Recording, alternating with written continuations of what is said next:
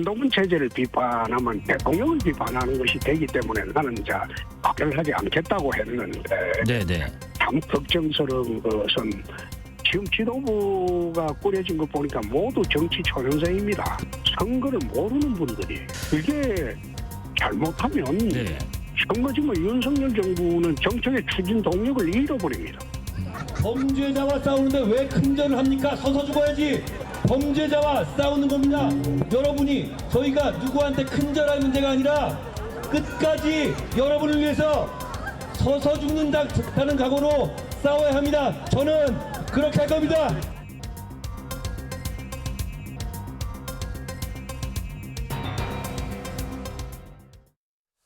자, 어제 한동훈 전 비대위원장은 총선 패배 책임은 나에게 있다. 이렇게 밝히면서 자리에서 물러났습니다.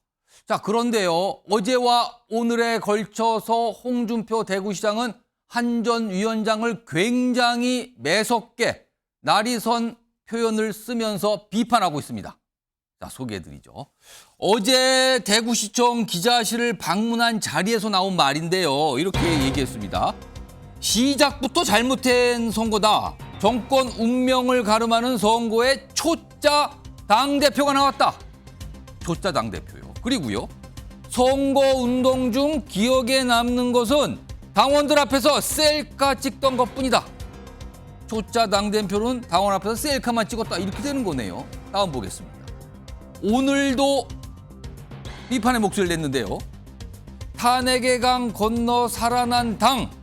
깜도 안 되는 한동훈이. 깜냥이 안 되는 한동훈이.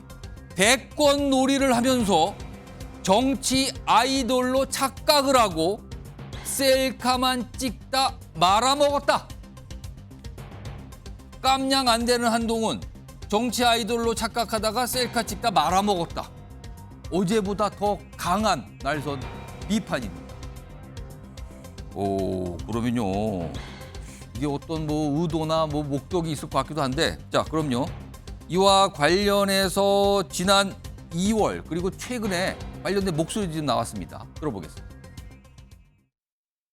한동훈 비대위원장에 대해서는 내가 일체 말 안 하죠. 강론 자질구레하게 연탄하고 셀카 찍고 이런 거는 내가 이야기 안 하기로 했어요. 홍준표 시장님의 발언들을 하나하나 보면은 한동훈 위원장을 상당히 의식하더라고요. 뭐 하나라도 지금 꼬투리를 잡고 접점을 만들어내고 싶어서 하시니까 자기 대선 후보 경쟁자라고 생각해서 그런 것 같아요. 그런 것 같아요. 예. 이런 낚시에 대해서 낚일 필요는 없다. 자, 윤기찬 국민의힘 법률위 부위원장 나와 계신데요. 지금 총선, 언론도 그렇고 정치권에서 정권 심판론, 이게 가장 큰 이유가 있었다. 이 결과에 대해서 이렇게 연결짓는 분들이 많은데, 이런 상황에서 홍준표 대구시장은 왜 한동훈 전 위원장의 책임이 가장 크다. 지금 표현을 보면 그런 취지로 좀 글을 쓴 거 입장을 내는 것 같거든요. 이거 왜 그런다고 보십니까? 일단 누가 물어본 그 질문에 대한 답은 아니고 스스로가 저렇게 말씀하시잖아요. 그러니까 SNS에 글을 올리고 기자실을 찾아가서 저런 얘기를 했단 말이에요. 저 말씀을 이렇게 좀 널리 인식시키고 싶으신 것 같아요. 근데 이제 그 백서용 어떤 선거 패배에 대한 책임, 그 원인, 소재 이런 걸 백서용으로 따지자는 게 아니고 약간 전략적으로 말씀하시는 것 같아요. 예를 들면 이준석 전 대표와 홍준표 시장의 경우에는 이제 사이가 좋았죠. 사실은 쭉 좋아왔습니다. 이전에 이제 그 이준석 대표가 탈당한 이후에는 소원했지만 다시 이제 들어와서는 되게 좋았단 말이죠. 그런데 지금은 어쨌든 친윤하고 윤 대통령하고의 공격 대상이었던 이준석 대표 입장에서 보면 홍준표 대표 시장과 손을 잡았었고 정서적으로. 그리고 지금 보면은요, 이게 이제 그 한동훈 전 비대위원장 입장에서 보면 약간 보수의 지지를 받는 새로운 정치 스타가 됐단 말이죠. 그런데 홍준표 시장의 경우는 보수의 아이콘이었어요. 그 어떤 본인의 정치적 입지를 한동훈 전 비대위원장이 다소 좀 잠식했다 이렇게 평가하시는 것 같고 이준석 대표의 경우에는 또 젊은 층의 인기를 지지를 받고 있기 때문에 현재는 홍준표 시장과 이준석 대표가 공동의 이해관계를 갖고 있는 거죠. 이것이 이제 대선이 다가오면서 서로 간에 분할하겠지만 어쨌든 둘은 경합 관계가 아닌 겁니다. 그러니까 제로섬 관계가 아니고 홍준표 대표는 보수의 지지층을 전폭적으로 받고 있고 이준석 대표의 경우에는 또 젊은 층들의 지지를 받고 있기 때문에 둘이는 서로 간에 약간의 도움이 되는 관계입니다. 아직까지는. 한 전 위원장하고는 한 전 위원장은 이제 이준석 대표 입장에서 보면 어쨌든 본인과 연배가 좀 차이 나지만 다소 좀 경쟁 관계에 있는 듯하고 특히 홍준표 대구시장 입장에서 상당한 경쟁 관계죠. 일단 지지층이 겹쳐요. 아까 전략적이라 표현을 썼는데 그런 홍준표 대구시장 본인을 위한 전략적 발언이다 이렇게 보시는 겁니까? 현재까지는 본인과 이준석 대표의 장래를 위한 전략적 발언이고 특히나 이제 당대표 선거 얼마 남지 않았잖아요. 예. 그러니까 당대표 선거쯤에서 본인들의 지지층이었던 보수층에 대해서 이번 선거의 책임은 한동훈 전 비대위원장이다라고 각인시켜주는 의미가 있지 않겠는가. 이건 제 생각이에요. 그래서 홍준표 대표 입장은 저 시장 입장에서 보면 본인은 현재 지자체장이기 때문에 나설 수가 없잖아요. 예. 그러니까 본인을 위한 그 시간 벌어주는 것을 이준석 대표가 밖에서 하고 있다. 막 이렇게 본인이 생각하시는 게 아닌가 생각합니다. 혹시 홍준표 대구시장이 이 방송을 보고 계시면 속으로 또 쓸데없는 소리 또 뭐 이렇게 하시는 거 아닌지 모르겠는데 그럼에도 불구하고 지금 정치권에서는 이런저런 얘기들이 좀 있어요. 송영훈 전 국민의힘 중앙선대위 대변인께도 질문을 드려볼게요. 한동훈 전 위원장이 어제 비대위원장 자리를 내놨잖아요. 사퇴했습니다. 그러면 약간 좀 뭔가 지나간 분위기잖아요. 근데 어제 홍준표 대구시장이 어제도 비판할 목소리를 냈지만 오늘은 더 강도가 센 어떤 비판의 표현을 써가면서 말아먹었다. 뭐 셀카 놀이하고 뭐 대선 노름하다 말아먹었다. 이렇게까지 얘기했거든요. 왜 그런 거라고 보십니까? 뭐 개인적인 생각입니다만 지금 홍준표 대구시장은 잊혀지면 안 된다는 조바심이 좀 있으신 것 같아요. 지금 이제 이 총선 끝나고 평가를 하고 뭔가 사후 수습을 하고 이런 국면에서 본인은 이제 대구시장으로 있기 때문에 중앙 정치에 관해서 코멘트를 하고 언론에 기사화되고 이렇게 되지 않으면은 주목을 받기 어렵고 그만큼 본인의 입지가 잊혀져 갈 수 있다는 조바심이 있기 때문에 총선 기간 중에도 계속 코멘트를 하고 지금 선거가 끝난 다음에도 공개적으로 비판을 하고 이러시는 것이 아닌가 하는 생각이 존재감을 듭니다. 나타내기 위한 어떤 날선 목소리 비판인데 그게 왜 굳이 한 전 위원장이 대상이 됐을까요? 한동훈 비대위원장 말고는 비판할 사람이 없지 않습니까 지금. 왜냐하면은 살아 돌아온 뭐 나경원 전 의원이나 안철수 의원이나 이런 분들을 비판하는 것은 말이 안 되고 오세훈 시장은 지금 뭐 가만히 있는데 그분을 비판할 수는 없는 것이고 총선의 과정이나 결과를 놓고 뭔가 비판할 때 대상이 될 수 있는 타겟은 한동훈 비대위원장밖에 없는 거예요. 그렇기 때문에 저는 본인이 이제 잊혀지지 않기 위해서는 뭔가 말을 해야 되는데 그 발화의 대상이 한동훈 비대위원장이 될 수밖에 없다. 그렇게 보이는 측면이 있습니다. 다만 오늘까지로 끝나지 않을 수 있다는 겁니까? 저런 비판이? 당분간 계속 될 수도 있습니다. 그리고 그 이제 홍준표 시장의 근데 의도와는 별개로 그 당의 선거 전략이 좋았는지는 사실 좀 돌아볼 부분은 있기는 합니다. 그것은 이제 홍준표 시장의 의도와는 별개로 당에서 평가와 어떤 백서를 제작하는 작업이나 그런 것들을 앞으로 하겠죠. 자, 이번에는 이제 민주당 소속이신 서영주 부대변인께 뭐 같은 맥락의 질문이지만 질문을 조금 바꿔볼까요? 네. 사실 홍준표 시장의 그동안 표현이나 말하는 걸 보면은 한동훈 전 위원장이 등판할 때부터 그렇게 탐탁지 않았던 것 같아요. 돌아보면. 그런데 지금 방금 전에 영상에서 나왔던 김경률 비대위원, 네.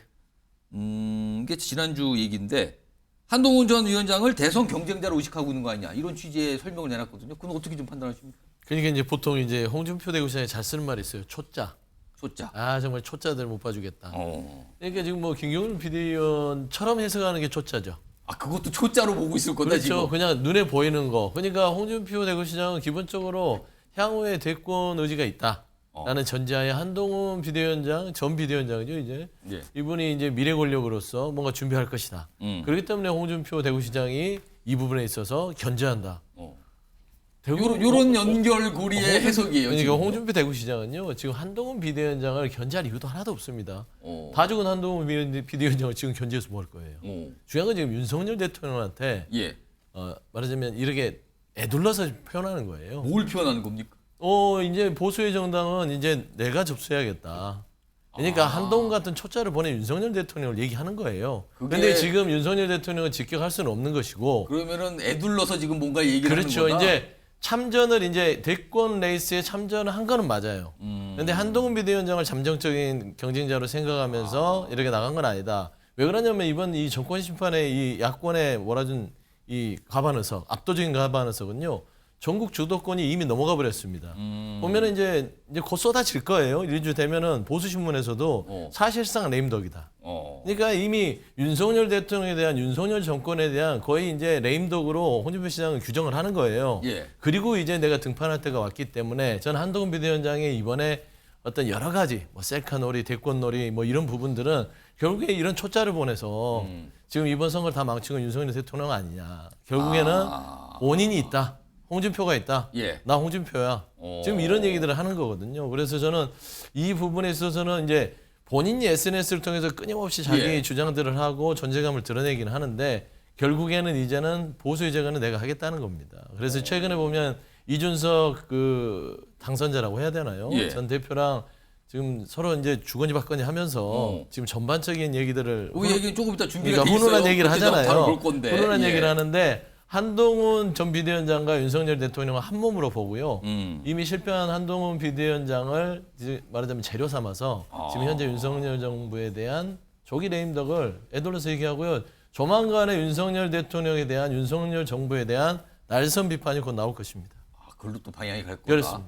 방금 전에요. 지금 홍준표 대구시장이 무슨 사냥개란 단어를 쓴 표현이 하나 있었어요. 그 자막으로 좀 다시 한번 볼까요?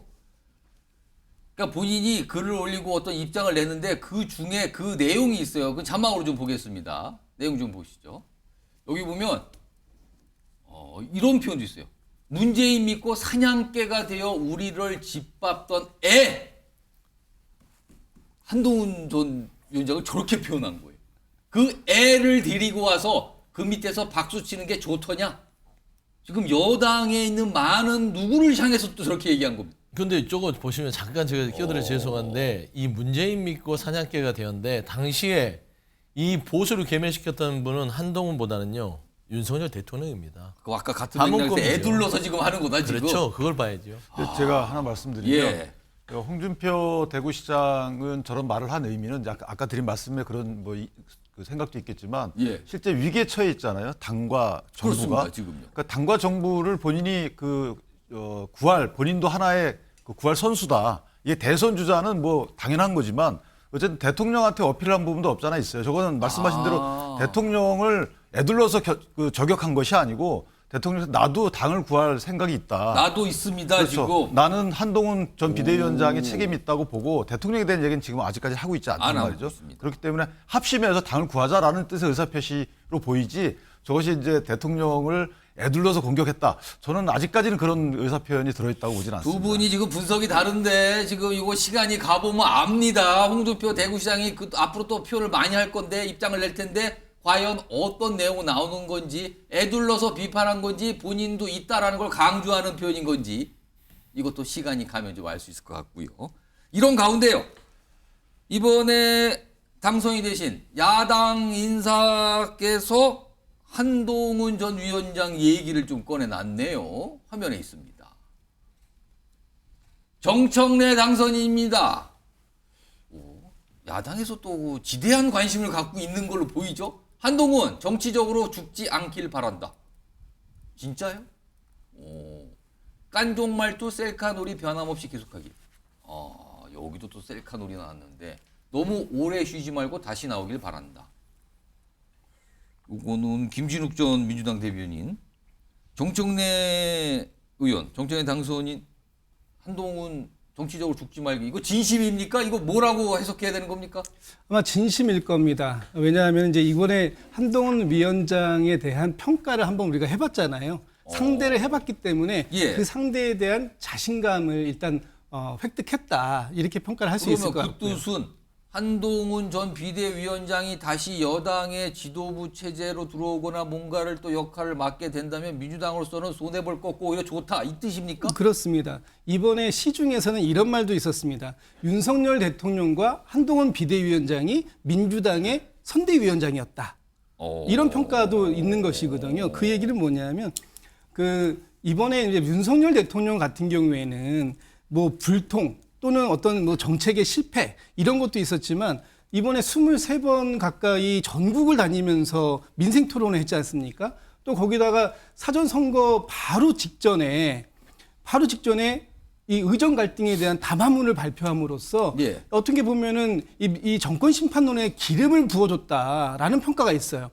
그런데 그 못지않게 이 한동훈 위원장 같은 경우에는 야당을 2조 심판론이라고 하고 범죄자 집단이라고 하고 하면서 어떤 야당에 대한 끊임없는 증오 또 조롱 심지어는 색깔론 가지고 어떤 이 선동 이런 걸 멈추지 않았었기 때문에 오히려 이런 것들이 중도적에 있는 사람들 유권자들에 대해서는 예. 매우 불편함을 갖게 만들었다. 그런 것이 오히려 여당이 주장하고 있는 2조 심판론을 강화하기보다는 예. 야당의 정권 심판론을 강화하는 데 역할을 했다. 이렇게 보였기 때문에 이런 그 자신감 이런 것을 얻었다. 그래서 앞으로 다시 나와봐야 한동훈 위원장이 뭔가 본인의 캐릭터를 바꿀 것 같지 않으니까 예. 그렇다면 우리도 뭐 이번에 봤듯이 해볼 만하다.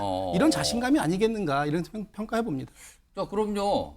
오늘 정청래 당선인이 좀 설명을 내놨어요. 관련 내용입니다. 들어보겠습니다. 비대위원장은 셀카 찍는데 바빴어요. 학교 다닐 때 저희 때는 이제 국민학교라고 했지 않습니까? 가보면 책상마다 다 줄 그어 있어. 그렇죠. 너 여기 넘어오지 마. 그 조직들이 그거 가지고 싸우거든요. 한동훈 비대위원장이 그런 싸움을 했다. 저는 한동훈 비대위원장 사퇴를 반대합니다. 이미 사퇴했어요. 네? 아, 사퇴했습니까? 조속히 복귀하시기 바랍니다. 네. 계속 와서 맹활약 해주셨으면 좋겠습니다. 자, 윤기찬 부위원장. 한동훈 전 비대위원장이 다시 복귀하게 되면 어떤 지도자나 리더십에 복귀가 되면 정말 야당에 유리해지는 건가? 이거 어떻게 판단하세요? 그거는 정청래 위원은 이제 어거지를 쓰시는 거고요. 이전에 대선에서 이재명 대표가 패하십니다. 예. 패하고 나서 바로 보궐선거에 나가시죠. 그렇죠. 그 보궐선거 당선이 됩니다. 그리고 지방선거에서도 대패해요. 예. 그리고 또 당대표 나가요. 예. 이런 식으로 이재명 대표의 경우에는 그 과정에서 어떤 걸 고치셨습니까? 기조 변환을 했습니까? 그렇지 않았잖아요. 그러니까 물론 그게 정당하다 이런 취지의 말씀을 드리는 게 아니고 그만큼 그 본인이 패한 이유에 대해서 본인도 성찰하겠죠. 그러니까 한동훈 전 비대위원장이 그렇게 얘기를 했잖아요. 반성한다. 예. 그러니까 반성한다는 것은 국민께 죄송하다는 의미도 있지만 내가 뭘 잘못했는지에 대해서 되돌아보겠다는 의미이기 때문에 저는 정치적으로 지금 정치인이 된 지 얼마 되지 않았기 때문에 본인이 시행착오를 겪었을 겁니다. 되게 열심히 하셨거든요. 예. 그리고 그 열심히 한 것에 대해서 일부 국민들은 상당히 알아줬던 것이고 또 보수층이 모이는 이런 효과도 있었던 거기 때문에 저는 예. 개인적으로 말씀하신 대로 중도층에 대해서 좀 더 어필이 덜 된 부분에 대해서는 본인이 여러 가지 방안을 강구할 것이다. 그러니까 공부하고 돌아오겠다라고 했기 때문에 예. 저는 개인적으로 돌아온다고 해서 이게 당에 또는 그 정부에 상당한 부담이 될 거다라는 그 판단은 섣부르다 생각하는 것이고 저것은 아직까지는 근거 없는 공격이다. 그러니까 한동훈 위원장에 대해서 사실 부담스럽다라는 것에 대한 표현이다라고 생각을 하고요. 다시 돌아오지 말아달라는 본인의 바람인 것이지 돌아와달라는 것에 대한 바람은 아닌 것이고요. 사실 이제 그만큼 한동훈 위원장 입장에서 보면 야당에서 부담스러워하는 정치적 존재가 됐다라고 생각하시면 될 것 같고 거기에 부합하는 여러 가지 예. 경험과 자격을 얻어서 오신다 그러면 저는 이번 총선이 패배했지만 본인한테도 상당한 교훈이 되지 않을까 또 정치적 자산이 되지 않을까 이렇게 생각합니다. 그러니까 지금 한동훈 전 위원장이 어제 사퇴를 했고 그 상황에서 홍준표 대구시장은 정말 날선 표현을 써가면서 비판을 하고 있는 상황이고요. 그 와중에 정청래 민주당 당선인이 뭔가를 또 꺼내놓았고 자, 다음 준비된 화면이 하나 있는데요. 보겠습니다. 여기는 둘 사이는 굉장히 훈훈해요. 최근에 오갔던 내용들 중에 일부만 이렇게 꺼내든 거거든요. 일단 첫 번째 거 보면요. 홍준표 대구시장이 어제 온라인 커뮤니티에 이렇게 올려요. 이준석 당선인 보고. 그래도 괜찮은 정치인 당선 축하드립니다. 그런데 이준석 당선인은 또 어제 이런 얘기를 꺼내요. 후임 총리 젊은 층에게 시원하다는 평가를 받는 홍 시장 모시는 것도 방법입니다. 이거 뭐 서로 독담인가요? 하나 더 있죠? 또 보겠습니다. 하나 내용. 그리고요, 이게 지난 9일인데 이건 총선일 전이잖아요. 여기 이제 홍준표 대구시장이 주로 이제 많이 이 글을 올리는 이제 청년의 꿈 이런 홈페이지인데 이런 질문에 답을 합니다. 만약 이준석이 당선된다면 힘을 합쳐야 할까요? 이렇게 하면서 뭐 이렇게 얘기를 그러니까 이건 아직 당선이 확실치 않은 상황에서 가정을 한 건데 홍준표 대구시장의 반응은 이래요. 당선된다면 다시 힘 합쳐야겠죠. 이건 뭐 합당 또는 들어온다는 소리거든요. 송영훈 전 대변인. 이 앞서서 오늘 이준석 당선인이 한 얘기가 있어요. 들어보겠습니다. 만약에 총리를 이번에 한덕수 총리께서 이제 사임하신다면은 네. 그냥 과감하게 홍준표 대구시장을 총리로 써라. 예, 홍준표 대구시장 같으면은 정무적 능력도 있고요. 뭐 홍준표 총리가 좀 된다고 한다면은 우선 재밌잖아요. 송영훈 전 대변인 서로 띄워주는 분위기인데 확실히. 그 우리 가수들이 보면은 같은 그룹이 아닌데 가끔 프로젝트 음반 같은 거 내잖아요. 그러고서 다시 또 각자 솔로 활동하고 그럽니다. 예. 제가 봤을 때는 홍준표 시장과 이준석 대표 관계는 그런 관계로 보여요.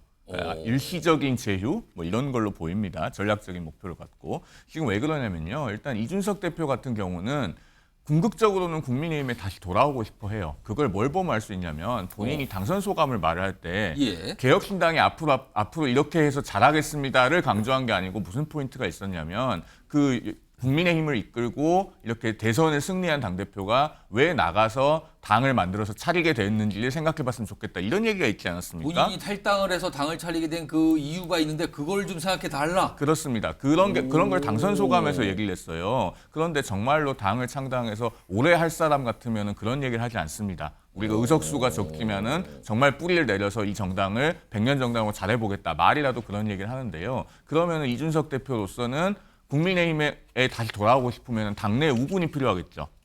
그래서 저런 얘기를 하는 거라고 보고요. 예. 그다음에 홍준표 시장 같은 경우는 이제 청년의 꿈이라고 하는 그 SNS 플랫폼을 운영하고 있지 않습니까? 예. 그런 걸 운영하는 것은 그만큼 본인이 20대, 30대 청년층으로부터 좀 취약하다는 어떤 그 고민이 있기 때문에 계속 운영을 하는 겁니다. 그런 상황에서 이준석 대표가 어떤 20대 유권자에 대한 대표성을 가지고 있다는 생각을 하시는 것 같아요. 정말 객관적으로 그런지는 모르겠는데. 예. 그렇기 때문에 이렇게 이준석 대표에게 뭔가 호응을 해주고 긍정적인 코멘트를 해주는 그런 상황이다. 그래서 둘의 이해관계가 맞기 때문에 제가 봤을 때는 일시적으로 전략적으로 서로 이렇게 도움을 주는 코멘트를 하고 계신다. 이렇게 보여집니다. 소영주 네. 부대변인은 둘이 무슨 모습입니까 이게? 이게 그러니까 그 이준석 당선자나 홍준표 시장 둘은요 한동훈 전 비대위원장이나 윤석열 대통령보다는 정치판에서는 고수입니다. 그렇죠. 많이 경험을 했죠. 정치권에서 활동한 지가 오래됐죠. 머리에 함수가 빨리 돌아갑니다. 그러면 이번 총선의 결과를 보고 나서 무슨 생각을 했을까요? 윤석열 정부는 이제 더 이상 전국 주도권을 잡을 수 없구나. 왜냐하면 윤석열 정부는요 역대 정권 중에 유일하게 여소야대를 임기 내내 하고 맞춰야 되는 정권입니다. 나머지는 여소야대 했다가 여대를 다 회복했죠. 예, 박근혜 정부만 여대로 시작해서 여소로 끝나고 탄핵을 당했고요. 그런 차원에서 봤을 때는 여소야대를 5년 동안 한다는 거는 전국을 다시 회복할 수 있는 어떤 능력이 없다는 거예요. 그리고 윤석열 대통령이 직접 나서서 야당에 손을 내밀고 도와달라고 할 리도 만무하다는 그런 계산을 했을 것이고 그러면 두 머릿속에 뭐가 있느냐. 이준석 같은 경우는 안에서 우군을 모을 겁니다. 배지들을요. 예. 개혁신당이 3명이긴 하지만요. 108석은요. 위험한 숫자입니다. 아까 말씀한 대로 8명이요. 언제도 움직일 수 있습니다. 거기에는 홍준표 대구시장은요. 예전에 대선 후보를 했었고요. 예. 홍준표계가 분명히 108명 중에 자리하고 있습니다. 그리고 최근 들어서 권력이라는 게 그렇죠. 누수가 일어나기 시작하면 급속도로 빠지죠. 그런 포석들을 지금 깔고 있는 겁니다. 예. 결국에는 한동훈 전 비대위원장을 통해서 윤석열 정부에 대한 규정을 하는 것이고 이런 치기 어린 보수 정권을 운영을 해서 이 지경을 만들었느냐. 이제 내가 있다. 그리고 이준석 괜찮은 정치인 같이 힘합쳐서 예. 다시 재건하고 다음 2년 뒤에 대권 플랜을 우리가 가져가자. 저는 이런 전체적인 그림을 그리지 않고서는 저런 발언들이 나오지 않거든요. 그래서 저는 이런 부분을 속속들이 들여다보면 단순히 그냥 뭐 한동훈 비대위원장을 견제한다? 그 정도는 아니다. 저는 그렇게 좀 설명을 드리고 싶습니다. 예. 이게 그런 의도가 있는지는 제가 잘 모르겠지만 결과론적으로 보죠. 결과론적으로 홍준표 시장을 총리로 이렇게 제안을 했어요. 이준석 대표 공개적으로. 예. 그런데 홍준표 시장을 총리로 모시겠나요? 저는 잘 가능성이 없다고 봅니다. 예. 그러니까 현재 지자체장이에요. 예. 그러면 가능성이 없는 걸 제안합니다. 근데 그걸 안 해줘요. 그러면 약간의 이관계처럼 보여지는 거죠. 대통령이 홍준표 시장을 뭐 모시지 않은 걸로 이렇게 되는 겁니다. 그다음에 이준석 대표가 이제 힘을 합치자 합당이겠죠. 예. 합당 제가 볼 때 단기간에 안 합니다. 예. 합당할 이유가 별로 없어요. 장기간은 몰라도 그래서 합당을 안 하게 되면 차기 당대표가 누가 됐든 어쨌든 합당이 안 되면 또 양 세력이 약간의 이간이 돼요. 이런 식의 진정성은 저는 없다고 봅니다. 저렇게 덕담일 수는 있어도 이게 되겠지, 꼭 돼야 돼라고 해서 하는 말씀들은 아닌 걸로 보이고 이전에 이준석 전 대표가 홍준표 시장을 입당을 시킨 적은 있어요. 복당을 이렇게 제안해가지고 자 그럴 때하고 지금하고 다르다. 지금은 묘하게 진정 어린 이 제안이라기보다는 안 될 걸 뻔히 알면서 그냥 뭐 하는 말씀으로 들려요, 제 귀에는. 예. 근데 저거를 만약에 저렇게 실현이 안 되게 되면 실현의 주체에게는 다소 섭섭한 마음을 갖게 되겠죠. 그런 결과가 도출될 것 같아서 저는 공개적으로 저럴 게 아니고 정말 진정성 있으면 그런 의사 결정권자에게 예. 전화로 하거나 문자로 해서 그렇게 제안하면 될 거 아니겠어요? 저걸 공개적으로 그렇게 제안하는 것은 제가 볼 때는 다소 잘못 보이면 이관계로 보일 여지도 없잖아 있다. 윤 변호사님 말이 맞습니다. 이관계가 맞아요. 이관계다. 흔드는 거예요. 그냥 단순히 무슨 총리 가라고 뭐 제안한다고 대통령이 바뀌었으니까 예. 뭐냐면 이 안에서 흔드는 거고 그냥 말하자면 거의 풍자 같은 거예요. 총리 하면 잘하실 텐데. 예. 그런데 저 따지고 보면 홍준표 대구시장 고수잖아요. 예. 죽어가는 정권을 왜 총리를 합니까? 그럴 리가 만무하죠. 그냥 두 분이서 이제 발언들이 어떻게 나오는지가 저는 최대 어떤 뭐 관심사다. 저는 그런 말씀드립니다. 자, 총선 결과가 나온 뒤에 지금 여당에서 그리고 한때 여당에 있었던 분 목소리들 지금 이런 게 뭔가 나오는 거예요. 다음은요. 여당과 대통령실 과연 앞으로 어떻게 가는 건가? 어떤 관계가 보이는 건가? 이걸 좀 다뤄볼 텐데요. 제목이 있습니다. 8표 이탈된 다시 용산의 시간. 8표가 이탈되면 어떻게 되는 건가? 여당의 당선인, 그러니까 이게 국회가 개원되면 여당 국회의원 중에서 8표가 어떤 표결 때 이탈이 되면 이거네요, 지금. 지금은 다시 용산의 시간이 왔다. 이런 건데. 다음 준비된 목소리가 있는데요. 그동안은 총선 전까지는 쉽게 듣지 못했던 얘기들을 좀 합니다. 목소리 우선 들어보겠습니다. 최상병 특검법 그러니까 표결 처리에 나설 것 같은데요. 저 개인적으로는 찬성입니다. 아, 찬성하십니까? 예. 그럼 찬성표 던지실 계획이세요? 저는 그렇습니다. 김건희 특검법을 요구하시는 국민들의 요청은 저는 엄중하게 받아들여야 된다고 생각합니다. 네. 저희가 뭐 조항 몇 개를 바꾸고 방향성 몇 개를 좀 논의를 한다 그러면 김건희 특검법에 대해서도 저희가 전향적인 태도를 보일 필요는 있다고 생각합니다. 화면 좀 보겠습니다. 목소리가 특검법 관련해서도 무슨 전향적인 태도 지금 여당 당선인의 입에서 이런 게 나와요. 지금 이번 총선 결과가 반영된 이 그림인데요. 우선 국민의힘은 108석이고요. 그리고 국민의힘을 뺀 다른 야당들 다 합치면 192석이잖아요. 192석의 의미는 뭐냐면 180석을 넘었기 때문에 법안의 패스트트랙, 그러니까 쟁점 법안도 그냥 야당 쪽에서 원하면 밀어붙일 수 있는 힘을 갖게 된 거예요. 단독 처리 가능해졌거든요. 그런데 만약에 이 상태에서 어떤 법안이 딱 상정이 됐는데 여당 내에서 8석 좀 넘게 8석 이상이 만약에 이탈을 해요. 흔히 정치권에서 반란표라고 그러죠. 반란표가 나왔어요. 8석 이상이. 그렇다면은 어떤 법안의 범야권과 합해서 찬성표가 200석 이상이 나올 수가 있다는 거예요. 200석의 의미는 뭐냐면요. 대통령이 거부권을 행사해도 소용이 없게 되는 겁니다. 뭐 개헌저지서라는 표현도 있지만 거부권이 무력화되는 의석이에요. 200석이라는 거는요. 이게 반란표 8표만 나오면 가능해지는 상황이 온다는 거죠. 지금요. 김진욱 전 대변인. 이렇게 되면요. 그동안 사실은 여당과 관련해서 당정 관계에서는 대통령실, 용산에서 주도권을 갖고 있는 거 아니냐는 게 통상적인 평가였는데 다음 국회가 열리게 되면 이제 여당 내 다른 목소리를 대통령실도 의식해야 되는 상황이 오는 겁니까, 그러면은? 당연하겠죠. 이제 당정 관계를 어떻게 정립할 거냐 하는 거에 대한 첫 번째 물음이 오는 거예요. 그동안은 용산 대통령실과 당이 수직적 관계에 있었다면 이제 대통령실과 여당은 수평적 관계로 바꿔야 된다라는 것이 이번 선거의 결과 아니겠습니까? 그랬을 때 좀 전에 말씀 주셨던 것처럼 오늘 안철수 의원은 이런 얘기를 했어요. 어제군요.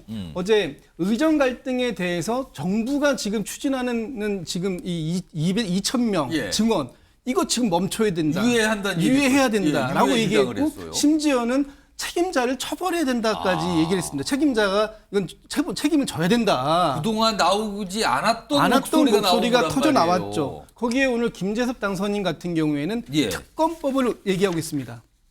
또 안철수 의원 같은 경우에도 최상병 특검법 찬성표 던지겠다고까지 얘기를 했어요. 그런데 여기에 예를 들면은 김용태 당선인처럼 예. 과거에 당 내에서 천하용인으로 바른 목소리를 내기 좋아했던 쓴 소리를 좀 쓴 소리를 내놨던 사람들이 여러 명이 있을 수 있거든요. 그 사람들이 지금 108명 중에 8명 이상을 지금 이제 형성할 가능성이 커졌다. 이제부터는 용산이 집권 여당에게 국민의힘에게 하명을 하는 것이 아니라 집권 여당과 협의가 되지 않으면 용산의 뜻대로 움직이기가 굉장히 어려워진다. 설득의 관계로 갔다. 그런 상황이 될 것이다. 그래서 지금 대통령실의 정무수석 뭐 이렇게 지금 다 이제 뭐 예. 비서실장부터 정무수석 모든 수석급들이 지금 사의를 표명했지 않습니까? 예. 그 중에 비서실장, 정무수석, 뭐 홍보수석은 뭐 바뀌는 것이 기정사실화처럼 얘기가 나오고 있습니다.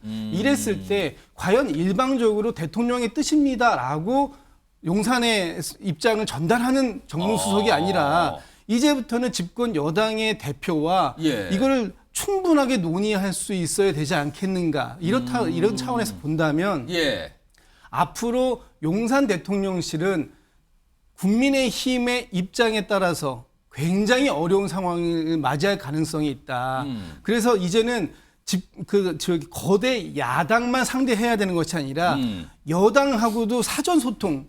이번에 같은 경우에 대통령이 의정 2,000명 증원 관계된 담화문을 사실 그냥 전날 밤에 여당에게 툭 나 내일 이거 할 거야라고 전달했다는 게 그게 거의 그냥 공론화된 상황입니다. 그런 얘기를 들으셨어요? 예, 그렇게 얘기를 들었거든요. 내용도 잘 모르겠고 또 앞으로 어떻게 진행해 가겠다라는 것도 확실하지 않은 상황에서 내일 대통령이 그런 담화를 할 거다라고 했다는 건데 여당에서 사실 내용을 알았다면 만류시켰을 것이다라는 얘기가 나왔잖아요. 그랬기 때문에 사전 조율이 전혀 안 됐다. 앞으로 이런 광경은 보기가 어려울 것이다라고 보여지는 겁니다.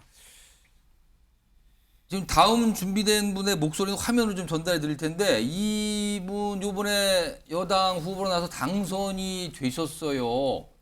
화면 좀 볼까요? 당선이 되신 분인데 사실은 과거에 보면은 윤석열 대통령과 잘 통한다라는 걸 강조하셨어요. 근데 당대표까지 됐죠. 근데 우여곡절 과정을 거치면서 당대표에 물러나는 조기 퇴진을 한 상황이 됐고 이번에 총선에 나가서 당선이 됐습니다. 근데 이런 글을 올려요, 본인이. 그동안의 국정기조와 당정 관계가 어디서부터 무엇이 잘못되었는지 주권자인 국민 눈높이에서 냉정하게 살펴 주저함이 없이 고쳐야 한다. 이것도 입장이 좀 뭔가 보기 어려웠던 입장이 나왔단 말이에요, 지금요. 이런 식으로 지금 김기현 전 대표인데 송영훈 전 대변인 이거 진짜 개원이 되면 어떤 법안이 야당에서 강력히 주장하는 법안이 상정됐을 때 이탈표 나와야 되는 거를 지금 여당 내에서나 대통령실에서나 걱정해야 되는 상황이 진짜 오는 겁니까, 그럼 이거? 일단은 의석 분포 자체로만 놓고 보면 걱정은 되죠. 그 문제는 이제 앞으로 한 7개월 정도, 8개월 정도 당정 관계를 어떻게 구축해서 전국을 수습하느냐에 따라 달라질 겁니다. 지금 뭐 최상병 특검법 이런 것들이 이제 예로 거론이 되고 있는데 5월 30일에 22대 국회가 개원을 해서 바로 발의를 한다고 해도 일단 원구성이 5월 30일에 바로 되지는 않을 거고. 늦어지죠. 그렇죠. 그 다음에 뭐 안건 조정 회부를 해서 이제 패스트트랙에 올린다고 해도 그게 180일이 걸리지 않습니까? 그렇습니다. 그러면 기간을 쭉 계산해 보면은 이게 국회 본회의에 올릴 수 있는 시점은 빨라야 12월입니다.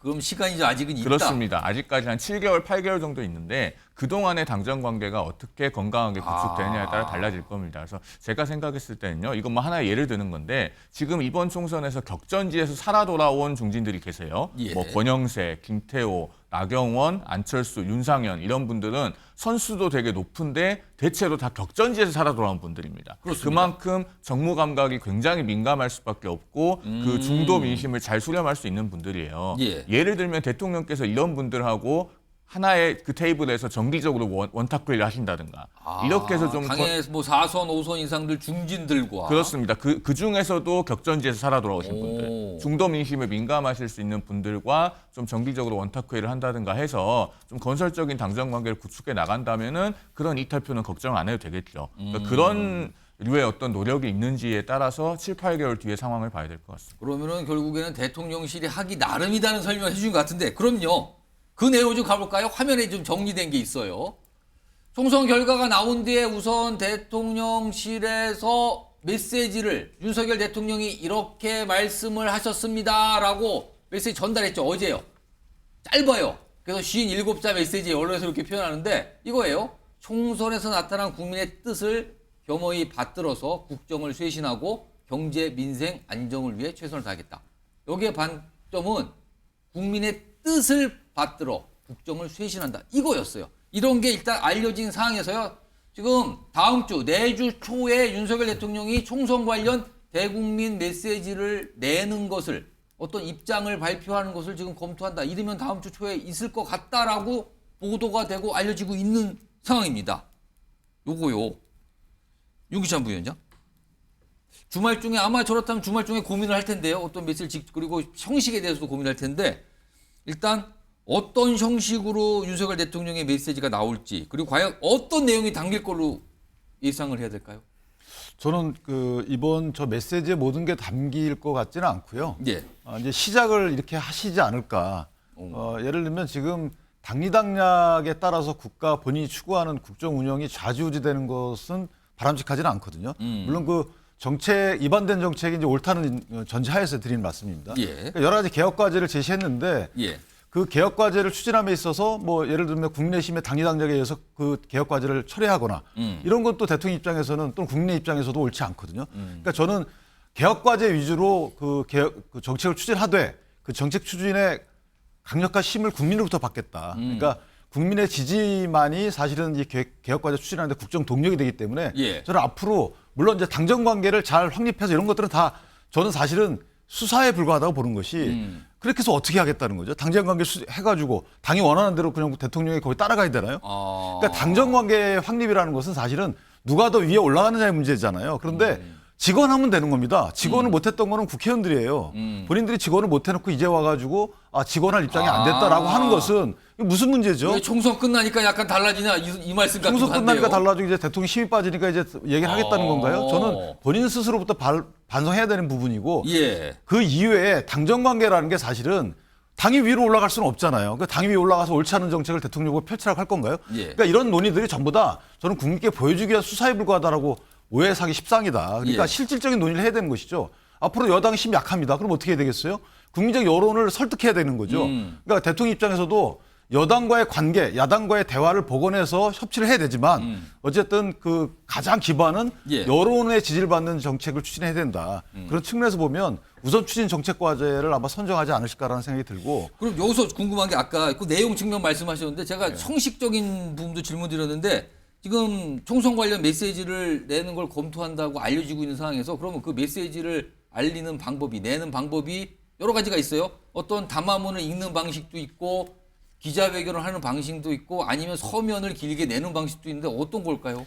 저는 기자회견은 아직까지는 조금 미흡하다고 보는 것이 아직은, 일단은 인사 혁신을 한다는 거잖아요. 예. 인사 쇄신을 한다는 건데 인사 쇄신된 인사들이 다 갖춰진 다음에 그리고 나서 기자회견을 해야 되는 것이지. 사의표명만 된 상태니까. 앞으로 국정 방향에 대해서 사실 대통령이 기조는 정하지만 그 구체적인 계획은 잘 안 세울 거잖아요. 그러면 아직은 진용이 안 갖춰졌으니까 그러면은 낭독 형태가 될 수 있는 건가요? 저는 뭐 그런 입장 표명 정도가 되지 담화를 않을까. 읽는 형태. 그 정도가 되고 그 이후에 이제 내각의 인선이 완료되거나 그다음에 그 참모진이 완선이 되게 되면 구체적인 정책 추진 과제 등을 선정하거나 이런 예. 것들을 해서 국민께 기자회견을 할 수 있는 상황이 갖춰지겠다. 그러니까 지금은 일단은 입장 표명을 해야 되잖아. 앞으로 내가 예. 총선에서 드러난 민의를 받들어서 이렇게 하겠다라고 국민께 어떤 약속은 해야 되는 상황이기 때문에 예. 그런 약속 차원에서 대통령이 담화 정도 발표 정도 하지 않을까라는 생각이 듭니다. 그러니까 뭐 어제 냈던 뭐 짧은 그 입장보다는 뭔가 더 구체적이겠죠. 근데 일단 검토한다고는 얘기해요. 뭐가 확정이 된 건 아직 아닌 걸로 나오는데 언론에서는 내주 초면은 뭔가 나오지 않을까라는 보는 시각이 지금 짙습니다. 이런 가운데요. 지금 국무총리 사의표명 그리고 대통령실의 주요 참모를 다 사의표명했어요. 그럼 자리가 비게 되고 새로운 진영을 갖춰야 되는 상황이 온 건데요. 정치권에서는 항상 좀 빠르죠. 아 누구 있는데요. 괜찮을까요? 어떨까요? 이런 물망이 벌써 나온 거예요. 물망이 오르고요. 화면에 있습니다.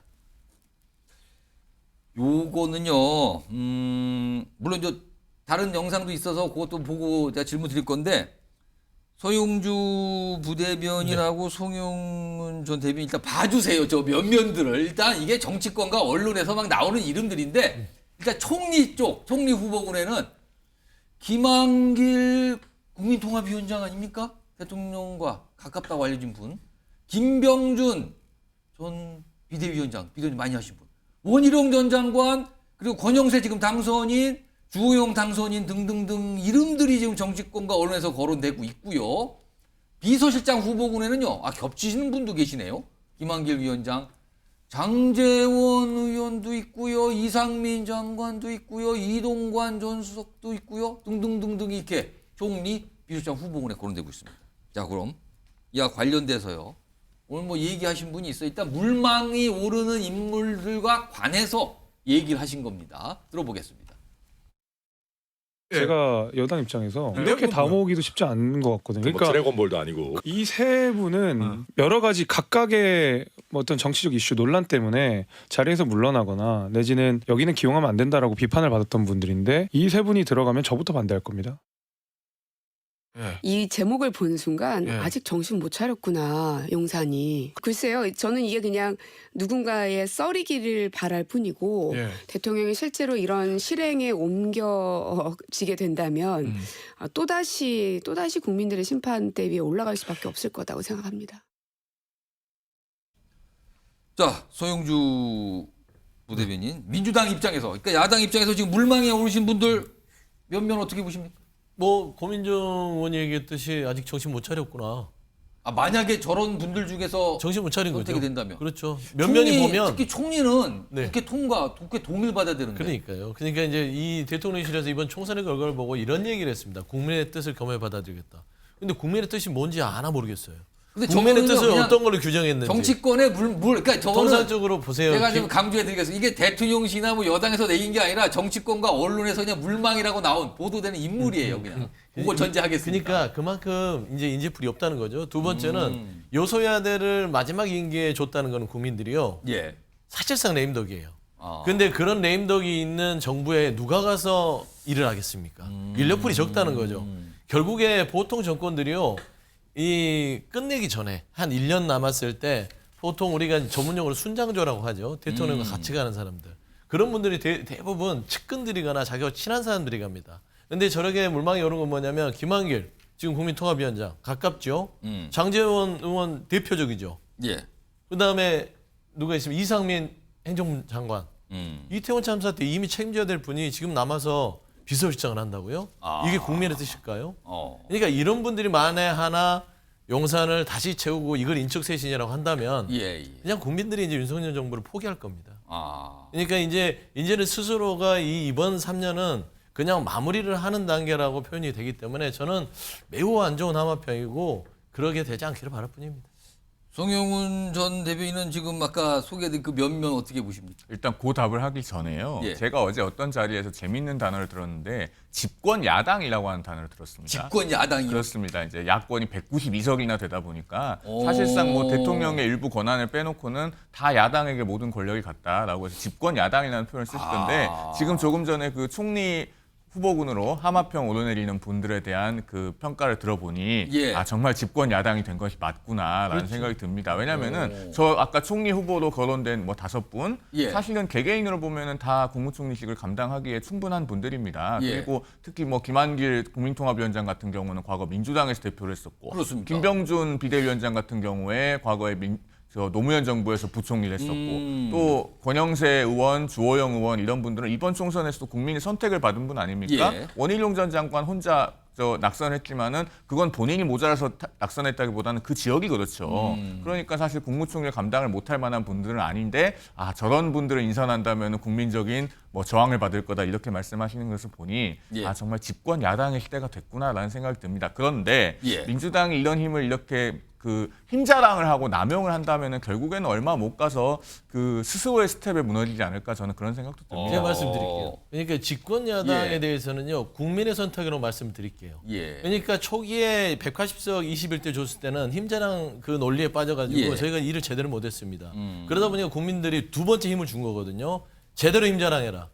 그리고 당신들한테 야당한테 집권 야당을 줄 테니까 예. 이건 국민의 명령이다라고 생각이 듭니다. 이거를 깨려면 윤석열 대통령이 잘해야 돼요. 인사도 잘해야 돼요. 자, 그럼 전 대변인께 답변 기회 드릴게요. 국무총리가 뭐 어떤 분이 후보로 인선이 될지는 모르겠습니다만은 그 힘이라고 하는 것은 그 야당이 올바르게 써야죠. 만약에 적합한 분이 인선이 됐는데 그걸 부결로 힘을 보여주겠다고 하면 그런 걸 보고 힘자랑이라고 하는 겁니다. 그렇게 하는 게 누적이 되면요. 결국에는 다시 국민들께서 권력을 회수하시게 될 겁니다. 그러니까 국민들이 그렇게 하라고 선택을 하신 거예요. 그거를 자꾸 집권 야당을 탓하지 마시고 국민의 명령을 실현하는 것뿐이다.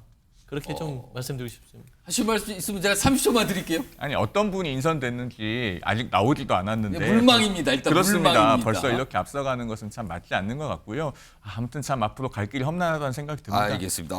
근데 제가 한 말씀만 드리면 예. 이게 물론 이제 뭐 정치적 공방도 다 좋은데 예. 이제 선거 끝났잖아요. 예. 그러면 대통령 임기가 이제 3년 이상 남았단 말이에요. 예. 3년 남았습니다.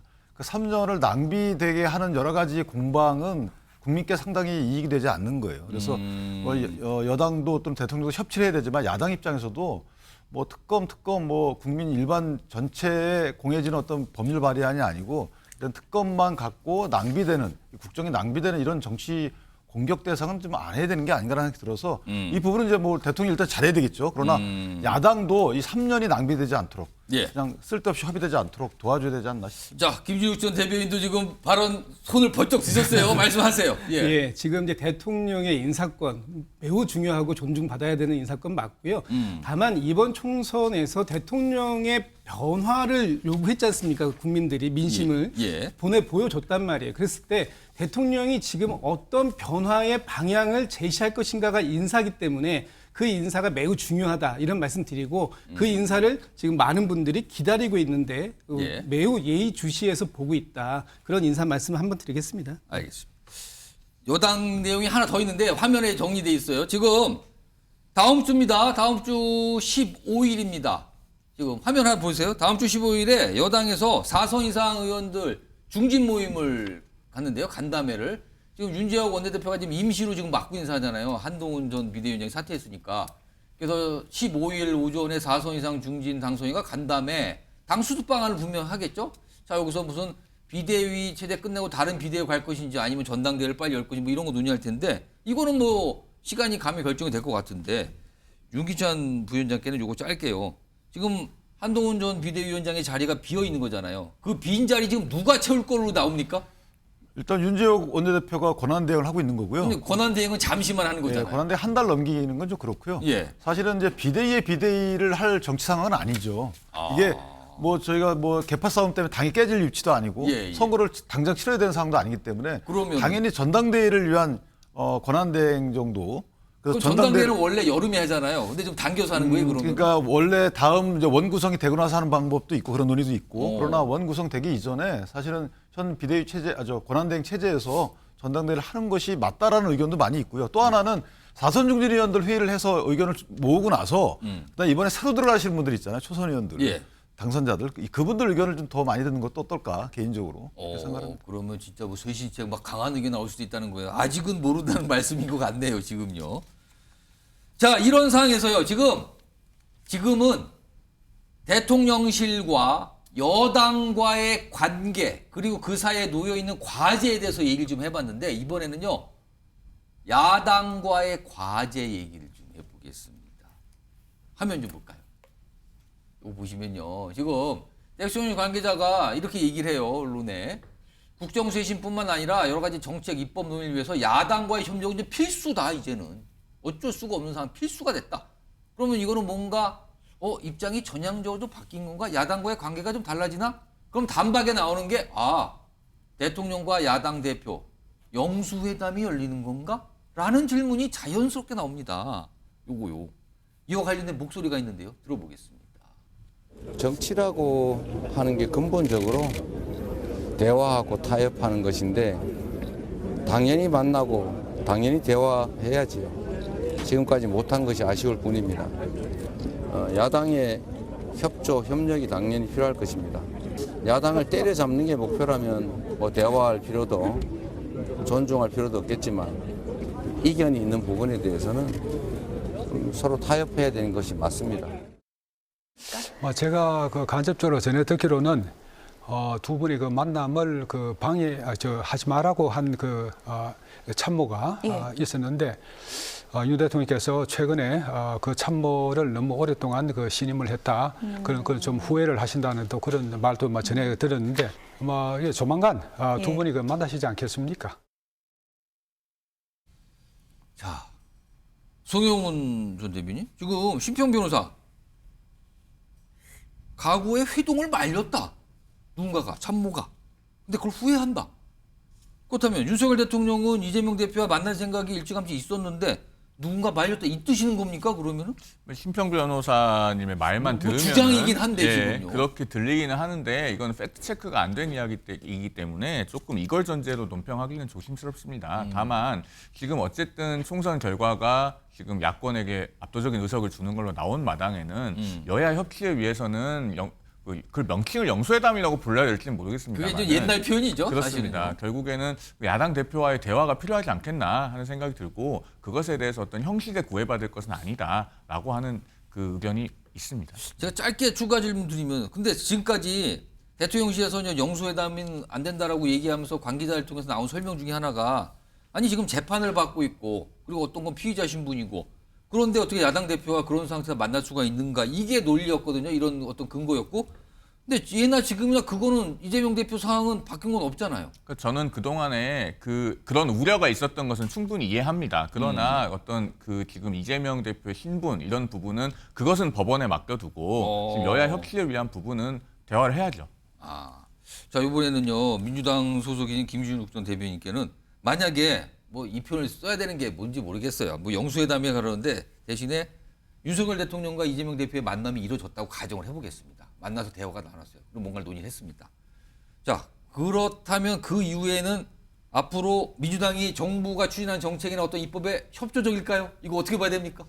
만나서 어떤 대화를 얼마만큼 진정성 있게 했느냐가 중요하겠죠. 내용이 중요하다. 내용이 중요하겠죠. 만나는 자체가 형식적인 만남일 수도 있는 것이고 진짜 만나서 진솔하게 지난 2년을 반성하고 앞으로 3년을 어떻게 국정의 파트너로서 동반자로서 함께 할 것인가를 얘기했다면 그런 과정 속에서 진정성을 느꼈다면 당연히 협치하고 대화를 이어나갈 수 있는 분위기가 되겠죠. 그런데 만났음에도 불구하고 오히려 관계가 더 나빠질 수도 있다 이 생각도 하시는 겁니까? 저는 충분히 가능성이 있다고 봅니다. 왜냐하면 단순하게 형식적인 만남에 그치고 그 만남을 그 대통령으로서 할 건 다 했으니 이제부터는 거대 야당의 몫이다라고 책임을 야당에 넘기는 쪽으로만 활용이 된다면 이 만남 자체가 어떤 의미를 갖겠습니까? 그래서 이 그동안 만나는 것들은 굉장히 자연스러운 일인데 그 자연스러움을 하지 않아 왔던 거 이것에 대한 어떤 사정에 대한 설명이 있어야 될 것 같고요. 단지 정말 야당 대표를 범죄자로만 보기 때문에 그랬던 것인가 아니면 야당을 국정의 대화 파트너로 인정하지 않았던 것인가 하는 부분에 대한 명쾌한 설명이 있어야 됩니다. 아까 그 대통령실의 고위 관계자가 이렇게 얘기했잖아요. 야당과 협력 필수가 된 상황이다. 지난 20일 때도 똑같은 상황이었습니다. 지금하고 단지 의석 차이가 한 5석 정도밖에 차이가 안 났어요. 그런데 그때는 그런 필수적 상황이라는 걸 이해 못했던 것인가. 왜 지금에 와서만 필수적 상황이 되었다고 이해하시는 건가. 이렇게 본다면 그동안의 이 모습이 바뀔 가능성은 사실 저는 별로 없어 보이지만 그래도 저희가 일말의 희망을 갖고 대통령과의 대화를 다시 한번 오늘 이재명 대표가 이제 촉구했지 않습니까? 여기에 대해서 이제 대통령실이 답을 내놔야 될 차례인데요. 답을 내놓을 때는 형식적인 부분뿐만 아니라 내용적인 부분에 있어서도 명쾌한 해답을 좀 가지고 내놓으셨으면 좋겠다. 이런 말씀드립니다. 자, 이것도 좀 지켜보고 기다려봐야 되는 상황이네요. 다음 주제는 이번 총선을 통해서 정말 뭐라고 표현할까요? 기사회생일까요? 대역전이랄까요? 아무튼 어떤 예상을 깨고 당선이 됐는데 그 상황 가지고 관련이 있습니다. 보겠습니다. 질문이요. 독특한데요. 이준석은 여당일까 야당일까? 여당에 있다가 나가서 신당을 차려서 이번에 당선이 됐고 당을 만든 건데 지금 세수석이잖아요. 개혁신당이. 자, 우선 관련 목소리부터 좀 들어보겠습니다. 무엇보다도 우리 개혁신당이 선명한 야당으로서의 앞으로 활동을 할 수 있는 충분한 기반이 마련됐다. 합리적인 야당으로서의 역할, 훌륭한 조율자가 될 수 있는 그런 정책적 능력 계속 보여줄 수 있도록 하겠습니다. 가장 선거 운동하면서 어려웠을 때 누구를 생각하면서 이를 악물었습니까? 저는 윤 대통령입니다. 가장 이 국회의원 배지를 가장 자랑하고 싶은 사람 1번 윤 대통령. 윤 대통령입니다. 당연히 윤 대통령입니다. 아, 그렇습니다. 국민의힘이 정통 보수가 아니거든요. 네. 그런 얘기는 무의미한 거죠. 본인들이 건전하지 않은데 저희 개혁신당이 어떻게 국민의힘과 뭘 같이 할 수 있겠습니까? 불가능한 이야기고요. 네. 저희는 거듭 말씀드리지만 대통령을 보유하지 않은 선명한 개혁 성향의 야당이고 범야권이다. 명확하게 말씀드립니다. 오, 뭐가 좀 목소리가 나오죠. 그러니까 앞으로 개혁신당의 모습이 어떤 건가? 그러니까 약간 여권처럼 뭔가를 활동하는 건가? 아니면 선명한 야당처럼 막 가는 건가? 뭐 이런 게 궁금해지는 상황이거든요. 화면 좀 볼까요? 자, 이게 패널 분들께 던지는 질문이에요. 개혁신당 이준석 대표는 여일까 야일까? 개혁신당이 가운데 있는데 결국에는 범여권 아니냐 이런 시각도 있고요. 아니다. 선명 야당으로 갈 것 같다. 이런 시각도 있는데요. 일단 패널 분들께서는 이걸 보시고 둘 중에 고르셔도 되고요. 아니면 다른 개혁신당의 정체성에 대해서 규정을 해주셔도 됩니다. 자, 일단 쓰시는 동안 목소리가 있습니다. 의견이 좀 달라요. 보시죠.